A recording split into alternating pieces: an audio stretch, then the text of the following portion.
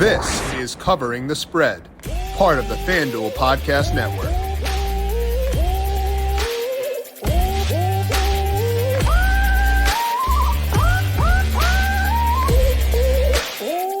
Week 9 is not the one most loaded with a ton of fun matchups and a ton of fun games to talk about from a traditional betting perspective, which is why we got the player prop markets over at FanDuel Sportsbook. We're going to dissect those week number 9 with Tom Vecchio of numberFire, get his reads on the prop markets for this week and outline his favorite bets for week number 9. This is Covering the Spread right here on the FanDuel Podcast Network and numberFire.com. My name is Jim Sanas. I am a senior writer and analyst for numberFire.com. JJ Zacharias will be back with us next week. He is out sick for today, so feel better soon, JJ. But we are blessed by having Tom Vecchio slide in to fill those shoes. Find Tom on Twitter at DFS_Tom. He, of course, is a betting and DFS analyst here at numberFire. Tom, welcome to week number 9. How are you doing today? Yeah, thanks for having me back. I'm doing good. It's certainly an interesting slate, and there's a lot going on when it comes to injury situations. I think this is probably one of the tougher slates, I would say, from traditional betting markets that we've probably seen all year. I have some leans on some games, but I think the player prop market is really interesting this week, depending on how some injuries fall. Yeah, I've been frustrated with the traditional betting markets this week. They have not moved as much as I thought they might when I locked things in earlier on. But hey, that's how we have props to maybe get a little more action down there and see if we can have a fun week number 9. We'll talk to Tom about situations to target, yardage props, and touchdown props, and more in just one second. But first, a reminder that our NFL week number 9 traditional betting preview with Ryan Williams is up over on the Covering the Spread podcast feed and on the FanDuel YouTube page. That is also with our college football week number 10 betting preview. We had Ben Brown of PFF along with Dr. Ed Feng breaking down their favorite bets for this week. Get both those on the Covering the Spread podcast feed and on the FanDuel YouTube page. Twisted Tea and FanDuel have joined forces to bring you a one-of-a-kind contest series that gives you a chance to compete for your share of thousands of dollars in site credit. Introducing Twisted Tea's College Football Picks, a sports betting focused contest series that's entirely free to play. The contest is simple. Each college football game will be assigned money line, spread, and total markets with assigned points to each market. All you have to do is make 6 selections based on those 3 markets and earn points for each correct selection you made. If at the end of the day, your score ranks among the best in the contest, you'll be eligible for your share of site credit. Head to FanDuel.com/TwistedTeaPicks and make your picks. And remember, please drink responsibly. Let's turn our focus now to week number 9 in the NFL. And one of the things that stood out to me, Tom, is that some of our favorite teams, you had the Eagles last night, but then also looking forward to the rest of the weekend, the Bills and the Chiefs, both heavily favored in their respective matchups. And that's going to impact things, at least in some way. We've seen the Bills keep their foot on the gas pretty long, so maybe not impacting them as much, but I want to hear from like a broad perspective. How much do you tweak your view of a team knowing that A, they're big favorites, but also B, we can't always predict the way a game will play out? Right. I think you have to look at it from a few different angles. The Eagles last night is obviously a good example. They're these large favorites. They're expected to be up by a lot. Like, what are we expecting from them when it comes to how many plays they're going to be running? So I look back at the games that they were heavily favored and say, what did they do in those games? I look at, seconds per play when they're neutral game script, seconds per play when they're, leading by, 7 or trailing by 6+, whatever it might be. So I think the Chiefs are a good example this week. They're 7th right now in seconds per play in neutral game scripts, and then they're 15th when they're leading by 7+. So okay, that's a very clear change. What are we going to be seeing from them? So I look back at those games. I think that the Bills are also a really solid example. If we look back to last week, once they scored that first touchdown, they were up by at least 7 for the rest of the game. And they had a 50 run. They were even last week in a run and pass ratio. And then we look back at the game when they, blasted the Steelers. They won that game like 38-3. It's like, okay, they didn't pass as much. Like, wow, surprise, surprise. So if they're expected to be favorites this week by 11.5 going up against the Jets, are we expecting a high volume from Josh Allen? Probably not. The thing you'd be worried about is the efficiency. Like, he gets 150 yards or something in the first half. Right. And then you're worried about, how many more plays are they going to be running? So if you can survive the first half, you should be good to go, come the second half when they're up by 14. So are you actively seeking out trying to find unders on the passing games of situations? Do you look at that first and then kind of go from there? Because obviously it's not going to be an automatic, oh yeah, bet that no matter what. But like, are you turning first to those passing games to see if you can find an under you like there? Yeah, I turn to that, but I also look for like as direct correlation with player props with game outcomes. And I think like I can explain the one from Jalen Hurts last night that I was on. Jalen Hurts under rushing. That's what I wrote up yesterday that I was on. I know a lot of people have this view that he's a great running quarterback, and he is, but it's situational. So what I mean by that is going into last night, he had 303 rushing yards for the entire season, 90 of which, so nearly a third of them, came in week 1 against the Lions. If we look at the games, and his prop last night was 41.5. So if we look at the games where he crossed 41.5 rushing yards, all of those games, he attempted at least 31 passes, which means obviously he's under pressure where they're dropping back more. He has more opportunities to scramble. So all the other games, he only crossed it in 3 out of 7 games going into last week. That means all the games that he didn't have that, he passed fewer than 30 times because they were leading and they were rushing the ball, so he doesn't have to drop back, therefore he doesn't have to rush. So I look for those type of correlations. Okay, they're leading, which means Josh Allen is going to be passing the ball 40 times, which means he should be on the game script towards an under on passing. Right. And it's also all of that. And it's also important to note that like teams are less aggressive with their quarterbacks, putting them in danger when they're up big. You know, why would you burn Josh Allen on a quarterback power on 3rd and 3 when you're up by 15 points? So I think that's the other part that goes into it. The scrambling part is huge too, but especially with these guys like Hurts and Allen who do have some design runs in there. I think that that's also a key piece that could lend itself towards an under. Other thing that is at least relevant for me this week, and I want to talk to you broadly about this, is the Bengals, because we saw them effectively fold without Jamar Chase last week. I had their money line. It was not fun, Tom. So obviously this impacts the passing game because it frees up targets for other pieces there. But I want to talk to you broadly. When an offense is missing a key piece, how do you balance upping the projected volume for other players while taking into account for the fact the offense might just fold completely without one of their catalysts out there? Yeah, last week was certainly interesting for the Bengals. I was sweating some Burrow. I needed him in a fantasy league to secure a matchup because the other person had Chubb. Despite the fact that I had A.J. Brown and Kamara on the same team, I was sweating a win, very close. But I spoke about this on the radio last week on Monday prior to the game. It's like, what are we going to be seeing from the Bengals not only in this game, but moving forward? Obviously, last week wasn't amazing. I think we have to evaluate that in a certain context compared to this week, where last week it's a divisional rivalry game, all those sorts of things. This week they're going up against the Panthers, right? And next week it's also a divisional rivalry game against the Steelers, but the Steelers are terrible on defense, specifically in the secondary. So while last week wasn't good, I think we have to take that with a grain of salt and evaluate them against the Panthers this week. Like, we're not worried about the Panthers defense. We're not worried about the Steelers secondary next week overall. So I understand that there's hesitancy to worry about their offense with no Jamar Chase, but the consistent Boyd and Higgins should still be there.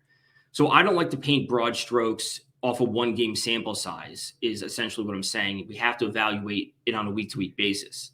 We also have seen situations where teams have been missing key pieces and still been fine. So it's not a situation where this always occurs. Right. So it's important to keep that in mind. I think the way that I'd view it is make sure you are factoring in as like part of the range of outcomes. Make sure you are aware that there is a situation in which the Bengals offense just sucks without Jamar Chase. So it kind of just plays with like the median expectation, where maybe you lower the median expectation a bit, but still realize that guys like T. Higgins, Tyler Boyd have paths to upsides. Maybe looking at alternate markets, looking at touchdown props. Boyd scored last week. I think Higgins scored. Yeah, Higgins scored as well. So I think that's the way I'd view it: is increase the variance, increase the odds that this offense collapses, but don't treat, like you said, don't treat it as a one size fits all.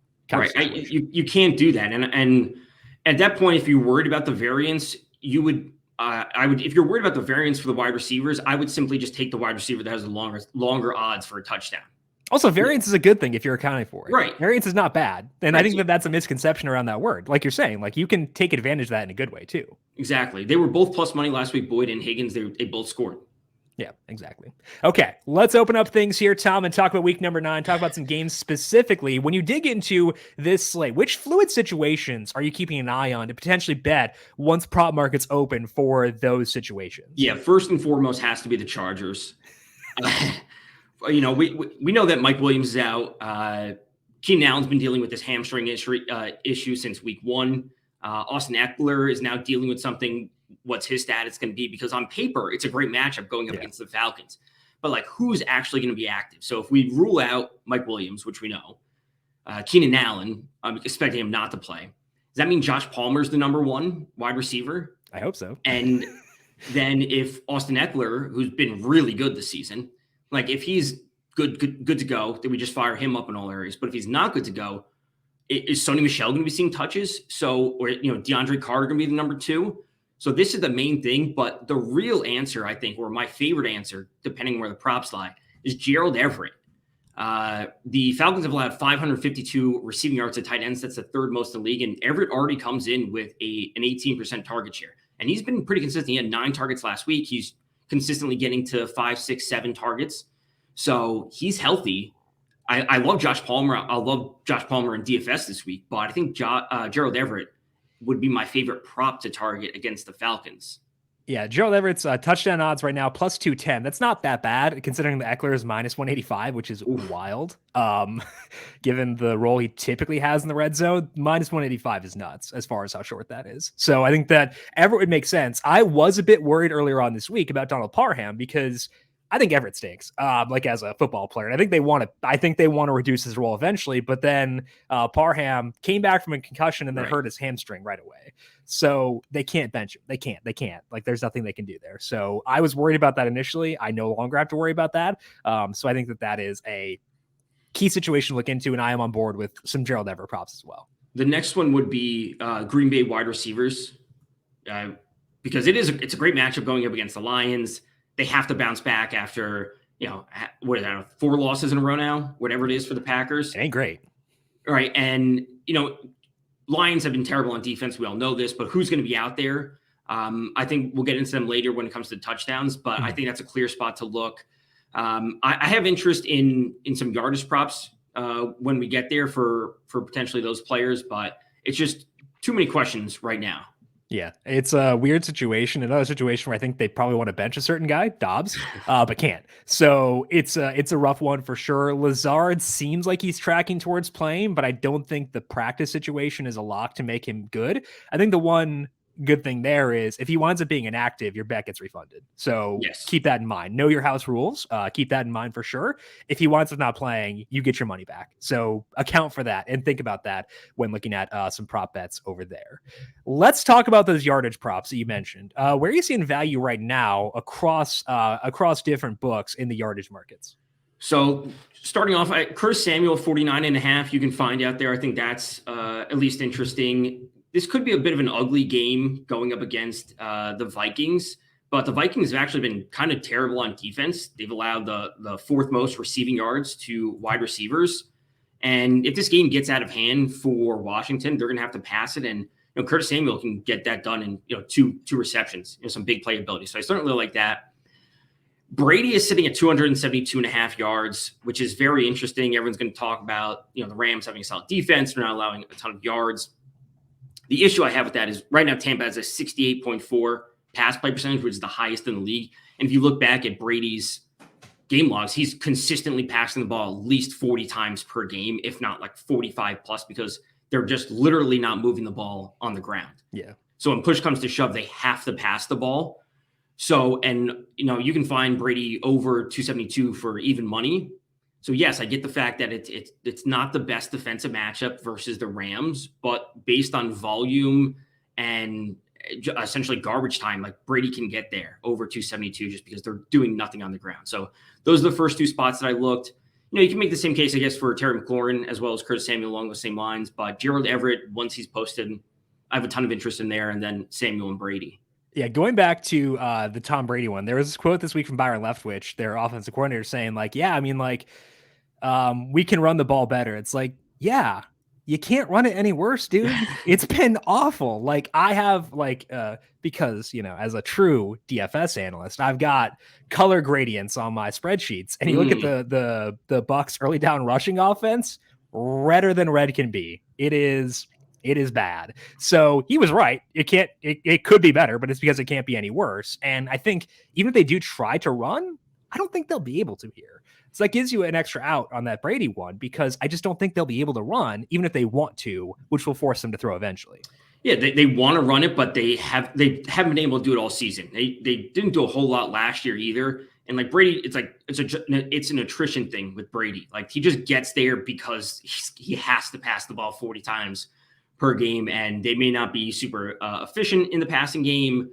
Mike Evans is listed as questionable. That could point to more Godwin. So I'd have interest in Godwin, despite the fact, again, tough matchup, Rams secondary, Jalen Ramsey, all these sorts of things. But at a certain point, 50 passing attempts for Brady and 12 targets for Godwin is just too good. Yeah. Godwin is at 10.4 targets per game since he came back from his hamstring injury. That's pretty sweet. He's also and they have those designed like fake bubble screens to get him the ball. Yeah. He's $6,700 on FanDuel. Just gonna drop that and walk away from that right now. Okay, what about touchdown props? What are you seeing on the board there right now? Well, one of them is going back to the Green Bay situation, is both of their receivers, Christian Watch and Romeo Doubs, they're at plus 140, and then Rob Tonyan's at plus 160. So depending on who's active, I have a little interest in there just because the matchup is so good against the Lions secondary. I think that's fine. Joe Mixon is okay at minus 125. It's not the best odds, but the matchup again against the Panthers is something I've a lot of interest in attacking. The one I want your take on, which is I'm very hesitant on right now, is Tyreek Hill at even money against the Bears, which I don't think there's a lot of value there. I can see why people would go there, but that's like the tipping point for me, is like plus 100 for Tyreek Hill seems good on paper, but right. So he's had one red zone target the entire year.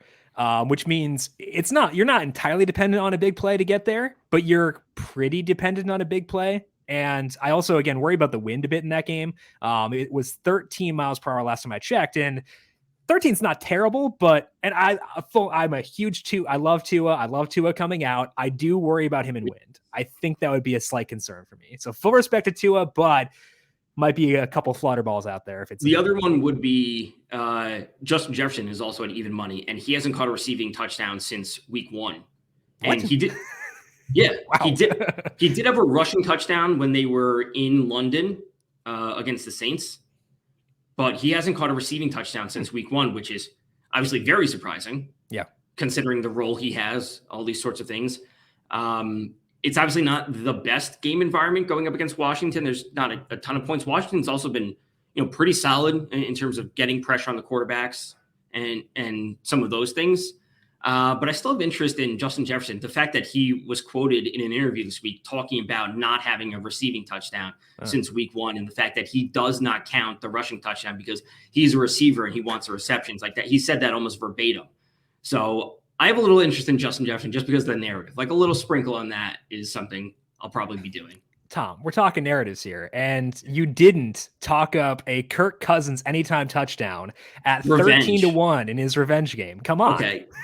That I know they paid him a lot of money, so he's probably not that mad at them, but also, come on. He had a rushing touchdown from like 17 yards last week. Come on. That's true. And so, that's actually, I forgot about the revenge for Kirk Cousins there. Don't actually bet this. I want to make that disclaimer. Don't actually bet that, but I did. Justin Jefferson, though, I have interest in Justin Jefferson. Maybe not Kirk Cousins, but going back to the Austin Eckler one, he actually moved to minus 190 while I was staring at it. It's getting worse. So don't bet. That must mean there's some positive report about him playing. Someone's betting it. I don't know. It's not me. I just think minus 190 is absurd, especially if my Falcons money line winds up coming through. Not to, let's keep an eye on that one, but Gerald Everett at 210, DeAndre Carter 230. Where's Sony Michel? Sony Michel at plus 550. Yeah. And there's still, I think Joshua Kelly's on IR now. So that should, Spiller's back, but like they still had a pretty decent split between those two guys last week. So like Michel's still in a good situation given the goal line work they give him. Right. And hopefully it's not going to be Xander Horvath again, like it was the first few weeks of the season. Stealing goal line carries. I need Chargers no touchdown to hit so I can get this Falcons money line through. I was waiting for it to move and it got to 134 and I was like, that's a little bit of movement because I got it at 140 and I'm like, I'd like a little bit more. So let's keep it rolling, buddy. Let's get some guys some rest and let's get the Falcons train juicing here. Also, one final thing, you mentioned Curtis Samuel. Give me a book that offers his rushing plus receiving number, and I'll deposit right away. Like just give me a Curtis Samuel rushing plus receiving prop, and I'm in. Has he been seeing a lot of like jet sweeps? He had like he's had 4.5 rushing attempts per game the past 2 games. And he's been pretty efficient because he's a good football player. So give me a rushing plus receiving prop for Curtis Samuel, and I'm in. I want to issue that edict right now to everyone, the dozens and dozens of bookmakers out there listening to us right now. That is, once again, Tom Vecchio. Check him out on Twitter at DFS_Tom. Tom, I appreciate the time for today. Good luck to you with your props, and it was a delight having you on once again. Yeah, thanks for having me. It should be an interesting week, and pay attention to the Chargers injury situation. It's the final note. Yep.